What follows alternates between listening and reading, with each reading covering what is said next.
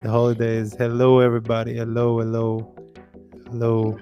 So, a few things I want to ask. I always want to know about Eskimo. Be my guest.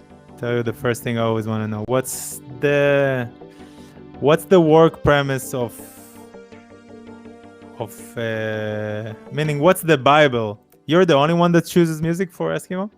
Yeah, basically I am. Unless we are doing, of course, some kind of curated compilation like the ones we did with Prince Thomas, Brewster, Psych Magic, then it's in the hands of the people who select the music. And I'm more coordinating all the stuff from getting the licensing done, the artwork done. But that's really more once a year, I think. And then everything else is me. So, well, when it comes down to choosing the music, I don't have Yeah. to send music like distribution. I have colleagues for that, social media.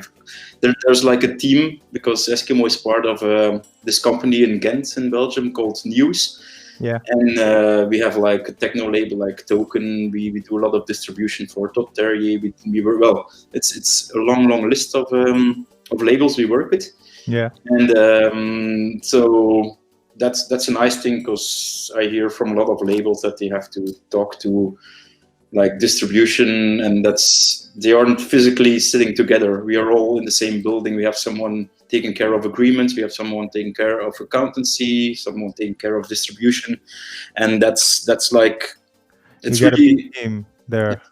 I think we're 20 people living. Working there, living would be weird. Yeah. But it's Not basically anymore. Not living there yeah, anymore. yeah. Now it's all Used from to live home. there, maybe. Yeah.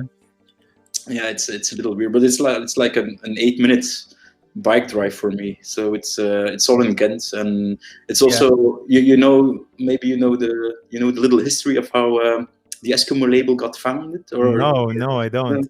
also back it's like 20 20th anniversary or something like that. Went Yeah. a little different than expected. But so at the end of the 90s in Ghent, there was this old Eskimo underwear factory. I don't know if you know the brand, but so it's called Eskimo underwear. You should look it up. It's quality and decent and stuff. Yeah. And like the old factory turned into this kind of event place, and there were big Eskimo parties over there. It was like Pablo Eskimo and the Pablo Escobar, the Pablo Eskimo parties, and Yeah. it was like the Solvax brothers were playing there. The Yeah. Wallis, we had the Glimmers who basically founded Eskimo Recordings together with Stefan and Dirk, and then we have TLP and well a long list of people. And the cool thing about these parties was that you had house music, disco, rock, hip hop. It was like a big mix, and you Yeah. might remember the 90s. It wasn't the way a party was in the 90s. You had like a house party or Yeah. a techno. Same floors. You have Yeah, three and floors, so different music. I still like it. I it's mean, if it's good, if it's good music in every floor, not if it's shitty yeah, music in every floor. true. But It's there, definitely nice. yeah, Well, there. what year did you start working there? So the label was founded in 2000, and I started working in 2012. I spent 10 years at a national radio station here in Belgium called Studio Brussels, and Yeah. there I was. That was my first job. In fact, I was a music programmer. So during those years, yeah, I got to, how do you say, develop my ears and Yeah.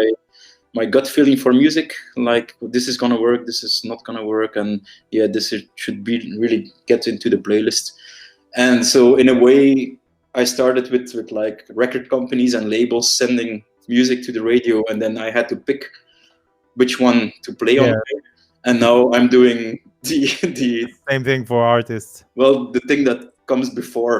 So it's like full circle now. Yeah. Now I go from demo till Now single. you're getting your ass kicked by the radios that you need to push the music there and nobody. Yeah, it's in fact it's Now like you need to meet people like you on the other side. Then yeah, how it exactly. feels. So this Yeah, is your punishment. No? it's yeah, but I still have a little network, so Yeah. that's no, but it's true. Yeah, Now that's the most important thing. it's, To be it's a honest, no? different position to be in.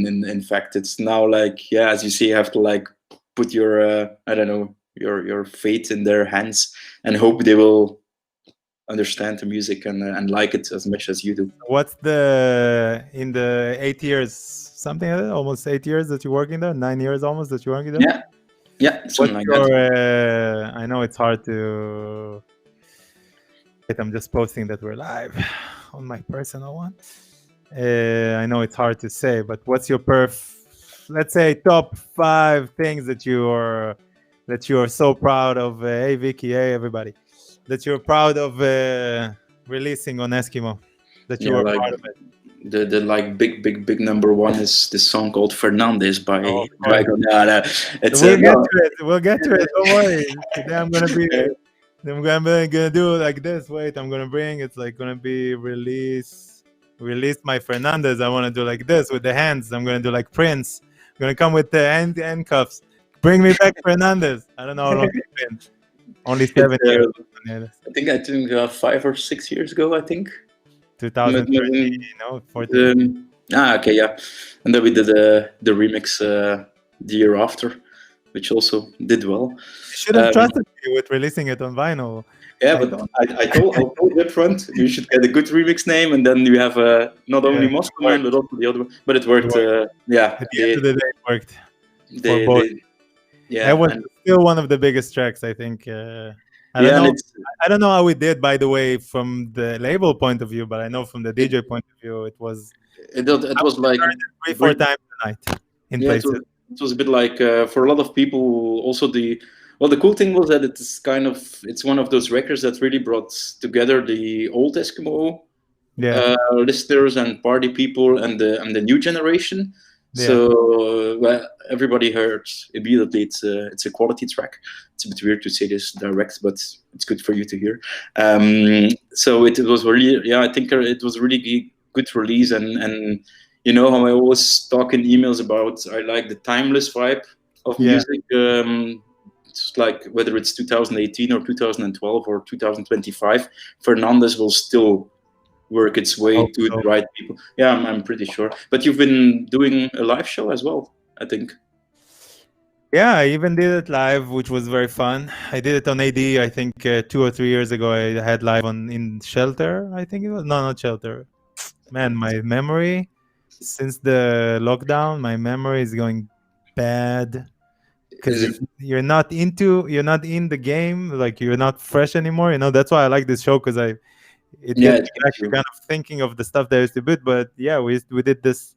We did this on ADE. We did this live, and that was the first time I think we did live. That was on ADE, which was very nice. Actually, to do Fernandez live with drums and me playing the I guitar, can imagine. Yeah. it was real. I mean, for me, it's timeless. Also, I have another version of it that I don't know if I ever sent you. I don't That think I'm so. doing. That I have another full section of guitars and whatever, which is Ah. nice. That I sometimes play also. But Mhm. yeah, same kind of things. I think in general, Eskimo has so many. Not only that, like you said, glimmers and a lot of things that are the beginning of this kind of this kind of glam new disco vibes. This kind of punk new disco, and the same thing like you said with Soulwax and everything that's going on from this kind of new Belgium sound. You know, Mhm. where what do you think today? I wonder, what do you think today? Is there any artist that you're focusing on that really capture this sound? Because I don't hear this kind of music that much anymore. It's well, it's yeah. I still try to do like the mix of different kind of stuff. And like on the one hand, we have which you say the new disco act that's doing superb at the moment is Satin Jackets. It's a bit it's a German act, in fact, living in Munich, and it's a bit like the some yeah, in a way like the follow up to Aeroplane, Yeah, who really put like the yeah, I think the cosmic and new disco following Lindstrom and Prince Thomas yeah. before that. They So more, now it's a but bit they that. brought it more to a wider crowd, I think, than Lindstrom Yeah, and Chris Thomas, because Lindstrom yeah, and Chris Thomas are more heads, especially. more music heads, and less everybody can hear Oh, the you had a chat or a session with Stefan with the yeah, magician yeah, as yeah, well, yeah, yeah. Just and 2 weeks ago, yeah. it's yeah, I think his musical life is a pretty interesting thing Yeah, to watch as well. Going from yeah, you're being a really good DJ, and then getting into aeroplane and going to the magician. Yeah, Yeah, he just wants to make 80s music. yeah, and Weird. then he went really more to the mainstream vibe and got I don't know if by and choice or just happened, because of the yeah, remix. yeah, but well, I sometimes people think mainstream is a bad word, but I don't see No, the problem with reaching a lot of people, which no, is in the end. But on the other hand, you of course, I like there's this new Belgian collaboration duo or project. It's like Transistor Cake is a guy Orson who also lives in Ghent and who was actually announced by Solwax many years ago in GTA in like the yeah, Solwax FM yeah, station. And now I put out two EPs from him, and the next EP is a collab with Eiley, and she's like a Belgian Japanese singer and producer, and that's you can really hear it's Ghent. It has like yeah. a bit of Dewey Soulwax vibes even, and it's something that there's gonna be an EP next year, and it's sung in Japanese, which is yeah, it has like this exotic thing, but again, exotic in a good way. Yeah. Um, but combined with the music, it's something that I'm really big fan. I'm quite curious and eager to put it out Great next that year. Ghent as a city produces so much thing because I've been to Ghent. There's nothing there. It's a street. It's a What big. what what what? No, I'm saying it's a small city. It's like a Yeah, big street. yeah. It's not like Yeah. New Well, York or I don't whatever. know. We But always the say it's amount of like stuff that released from there. yeah, it's like a village with Yeah, the attitude of a big city or something. yeah. It's very industrial It's in the mindset. It's very Belgic. It's very kind of industrial mindset to create stuff, to make stuff, and it's very cutting edge, but also very gray. I don't know how to explain it. So that's why when you hear the music, you're like, how is this connected? This kind of super. I never understood Belgium. The Belgic sound in general always been a mystery for me. yeah, also a bit I don't know how to. It's not really straightforward. With yeah, I think the whole new beat and new wave thing was Yeah. a pretty big thing back then, and even It's still now. now it's like hot Yeah, again, which is cool. That's why yeah, I don't know. Everybody who hasn't seen the sound of Belgium should definitely yeah. Go see the look movie. it up. You want to hear? Um, You want to hear a track? You want to start? yeah, sure. But there's like Or- Michiel. It's like the Shameless guy.